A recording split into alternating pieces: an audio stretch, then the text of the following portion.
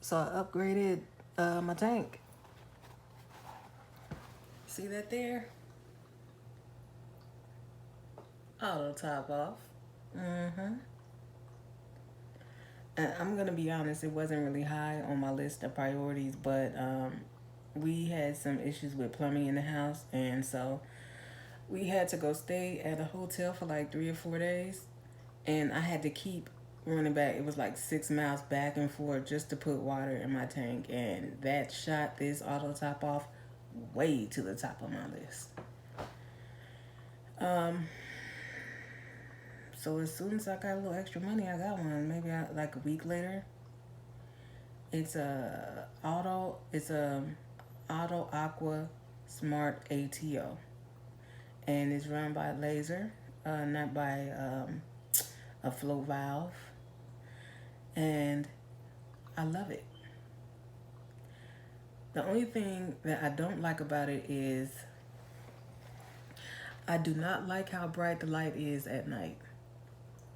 And then sometimes I forget to turn it off, like when I'm going to be like, for instance, I was going to do a water change and I freaking forgot to unplug it, so it's sitting up here pumping fresh water in while I'm trying to do my water change.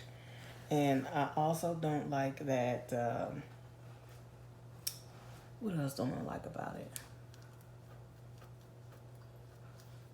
That's pretty much it. I mean, I wish it had come with a water reservoir. I had to buy one of those. What else? That's really all I can think about what I don't like about it. But I had some problems setting it up. First of all, I was getting water. I had it's like a little plastic valve on it, and it has to be a certain way. And so it pumped a bunch of water, a bunch of salt water into my reservoir. It's my reservoir. It's this little valve, and you have to make sure that, I don't know if you can see it. You have to make sure that valve is pointing the right way. I had to buy a 5-gallon bucket. Now, I was going to use my blue one, but the blue one was too big to fit under there.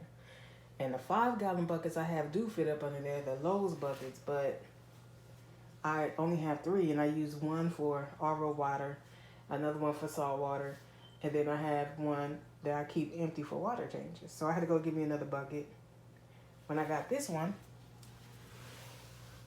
I drilled a hole, or I poked a hole into that little piece right there, but the holes kept getting stuck right here, and I couldn't get it to go this way and go down.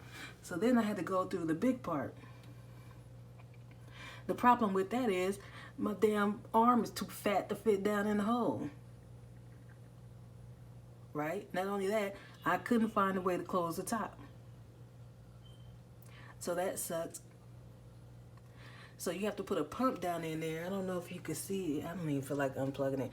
But it's like a water pump that you stick down in there, and it has suctions. I couldn't get my arm down far enough to stick it in there. And again, like I said, I couldn't, I had to leave the top off because I couldn't get the cord in there. So what I did was, first, I had my niece stick her hand down in there, and even her arm was too fat. Her arm was too big. The only other thing I could have did was have my nephew do it. He's like 3, and I just didn't trust him. I don't know where his hands been, and I felt like he would have felt entitled to be coming here sticking his nasty little hands down in my reservoir anytime he wanted if I let him do it. So I had her stick it up to the top of it, and then I just took like a little plastic stick and I pushed it down, and it went down far enough, but I ended up having to take it out anyway because when I was installing the ATO, I had that little plastic piece on backwards, and it was pumping salt water into my reservoir. So I had to empty the water out, and I had to refill it, and then I had to put the water pump back in there. But this time what I did was I filled it up, I put the pump in there, and then I took like a hard metal rod, and then that had enough not strength, but it was firm enough to where it wasn't bending when I was poking the little intake to get it stuck down on the bottom. So now it's on the bottom, and I'm not taking it back out. I'm just gonna feel it. I'm just gonna feel the doggone reservoir from this piece right here. I'm not taking it back out. I'm not taking that pump back out. I'm just gonna put water in that way. I just gotta figure out how to get it. What I probably do is fill one of the 5-gallon buckets and then siphon the water into it. That sounds like a plan. I'll put it on the chair and then I'll just siphon the water into that reservoir. Now, what I did so that I could close the thing was I cut a little notch right there so that my cord could stick right there, but so that also I could close the lid back up. Wasn't that smart? Black ingenuity. I'm telling you, I was proud of myself. Now, like I said, I had that little piece on backwards, and what happened was the water just started squirting everywhere, into the bucket, onto my floor, and I probably tinkered around with it for 30 minutes before I figured out what it was. I just didn't have the hose on tight enough. That's all. But what I like about this ATO is that when your water gets low in the reservoir, it'll start blinking red. And then when the water gets low in the tank, it'll start blinking green. So you're always aware that there's a problem in the tank. You know, you'll never get too low. Like if you run out of water in your reservoir, it'll start blinking and you can't miss it. Like you just can't miss it. But I like it. So now, you know, people were like, you gotta get an ATO. You can't live without it. And I was like, you lazy fuckers. You can't pour little drops of water in your tank every day. Like, but now I understand what they were talking about. Like my water is, it's stable now. It stays at the same salinity that I put it at. I don't have to worry about filling up because it got old filling up that 1-gallon jug from the 7-gallon water reservoir that I had.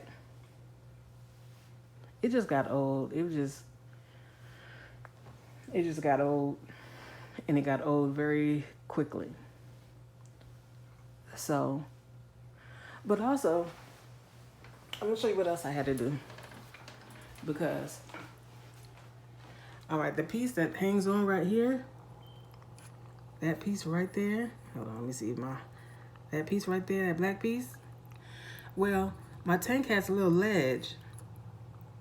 And so the knob that tightens it was like up here and it couldn't get tightened. So what I did was I put I got a little jigsaw, and I sawed the bottom of that. So I saw like right on the bottom of that piece, so that I don't want to take it off, so that it could sit on the ledge. See how it's sitting on the ledge right there? That little piece right there is sitting on the ledge, but I had to saw the bottom off so it would be flush with the bottom of this piece right there. And I set it on the ledge, and that allowed me to screw the back on to this piece right here. To that piece right there. So now I got it like sitting like just above the water, and I'm telling you, you cannot hear it running. When it's running, you cannot hear it. Like you really have to be paying attention in order to hear it running. But I like it. But this filter right here, this Tidal 55, if you're running the hang on back, this is the one, baby. This is the one. Look at here. Now, what I don't like about it is I feel like they could have made like a cardboard pattern that you could cut out so that you could cut out your media to fit it. What I had to do was, after I realized that they didn't sell all the, you know, stuff that I wanted for it, and I would have to cut it out myself. I just waited till my next water change. I dry as much out of the sponge as I could, and I got a piece of cardboard, and I just cut around it, and I cut me out my own pattern. So now I just use that pattern to cut filter floss. I bought some. I bought 2 different type of filter floss. So I'm gonna get me some sponges here, some filter sponges here soon. But it runs so quiet. It has a surface skimmer, and I needed that because you could see the oil on top of my water. And then it has the intake, so it has an intake there, and it has an intake up here for the surface, and it's adjustable. And then it has a thing for the heater right there to hold the heater. I like that. But I liked it so much that I went and bought a Tidal 35 for my freshwater tank. Now this is smaller. The intake doesn't have that little, you can't even really see it. It doesn't have like that little, the same intake. It's just like a little box. The intake is more from a surface skimmer. But you can add media, which I did, and it come in handy on this because I took all the stuff straight out. Look at little buddy. I know it's an ugly fish. I know, he's hideous. He is freaking hideous. But I like him. You know, it's my fish. And I'm gonna, don't you worry, I'm gonna get this decorated, but I need to sort out my salt water first. So, got this new piece of equipment. It's huge. I'm gonna replace it, and I'm gonna put that in a saltwater bucket. It's huge. I didn't know it was gonna be that huge, and I don't think I need that much flow. Like, look at it compared to that one. You probably can't really see it that well. The next thing I need to do, I need to get me another thermometer, because this thing, I cranked it up to 80 and it didn't move. I don't even know why I have it up there. It's worthless. Got my AI prime. The drama with that AI prime, let me tell you. But I finally got it. I need to clean it though. Look at that.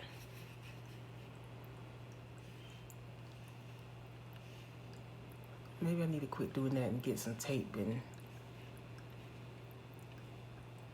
yeah, I'm gonna get some tape and pull that dust off with the tape. I don't want to be dropping dust down in there. Yeah, I'm foul, y'all.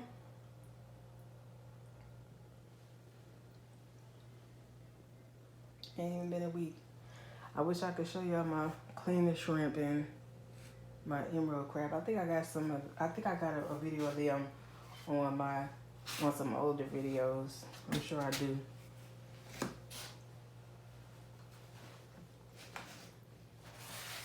But yeah, that's it.